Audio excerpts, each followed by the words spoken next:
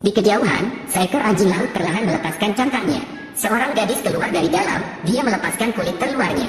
Siapapun yang memiliki cangkang dapat memaksa mereka melakukan apa yang mereka inginkan. Adegan itu dilihat oleh Tan.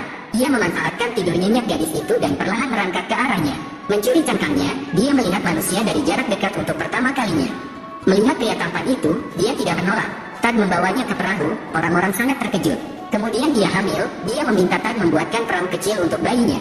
Dengan menggunakan kulit kerang dan tulang ikan sebagai hiasan, dia menempatkan bayi itu di dalamnya. Mendorong ke tengah lautan dan membiarkan angin laut menjadi lagu pengantar tidur. Keduanya hidup bersama dengan bahagia. Suatu hari dia menemukan cangkang anjing laut yang Tan sembunyikan di atap. Dia segera pergi dengan marah, dan malam itu Tan kembali. Ikuti oleh segel, dia meronta tapi matanya familiar. Tan punya firasat buruk. Ketika dia kembali ke rumah, dia tidak dapat menemukan istrinya. Ternyata dia menemukan cangkangnya dan kembali ke laut. Tempat tidur bayi telah diwariskan hingga saat ini. Bayi yang lahir di dekat laut diperbolehkan berbaring di atasnya. Hingga hari itu keluarga Ting pindah. Meninggalkan anak laki-laki itu di pantai, seekor anjing laut mengangkat kepalanya. Sepertinya dia mengintip setiap adegan. Kemudian buayan itu tersapu ombak. Layang perlahan menuju laut. Bayi itu berada dalam buayan dan tersapu ke laut. Keluarga anak laki-laki itu sedang sibuk pindah rumah. Saya melihat buayan itu telah melayang cukup jauh dari pantai. Ayah bayi itu meraih buayan itu seolah-olah memiliki kekuatan gaib. Tidak peduli seberapa keras mereka mengejarnya, mereka tetap tidak dapat menangkapnya. Tiba-tiba, awan gelap datang dan badai melanda. Hujannya deras sekali, sang ayah harus menyaksikan anaknya meninggalkannya. Tidak lama kemudian, keluarga mereka pergi ke kota besar untuk mencari nafkah. 2 tahun yang lalu, saudara perempuan Tim berdiri di atas perahu. Pergi ke pulau kecil tempat kakek dan nenekku tinggal. Pulau di seberangnya adalah pulau tempat mereka tinggal sebelumnya.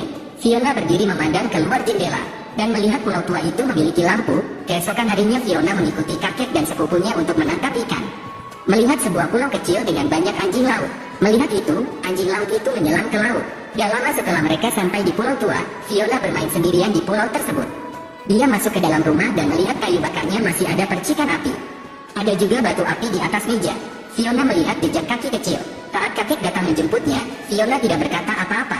Keesokan harinya, Fiona pergi berlayar bersama sepupunya. Dan berbicara tentang apa yang dilihatnya, dia memintanya untuk membawanya kembali ke pulau. Fiona melihat segel sedang menatapnya. Dia juga melihat seorang anak laki-laki telanjang. Mendengar panggilan tersebut, Tim langsung berbalik dan berlari. Fiona mengejarnya dan melihat anak laki-laki itu melompat ke laut. Ketika Fiona tiba, dia melihat anak laki-laki itu sudah berada di atas perahu. Dia mengatakan kepadanya bahwa mereka melihat Tim, tetapi dia mengira Fiona sedang bermimpi. Katakan padanya untuk tidak memberitahu kakeknya. Suatu hari, kakek dan sepupu saya berencana pergi ke laut untuk menangkap ikan. Untuk amannya, dia menyuruh Fiona untuk tinggal di rumah. Begitu mereka pergi, seekor anjing laut berenang ke arah mereka. Fiona duduk di perahu kecil dan perahu meninggalkan dermaga dengan sendirinya. Tali perahunya tergigit. Anjing laut itu mendorong gadis itu melewati kabut.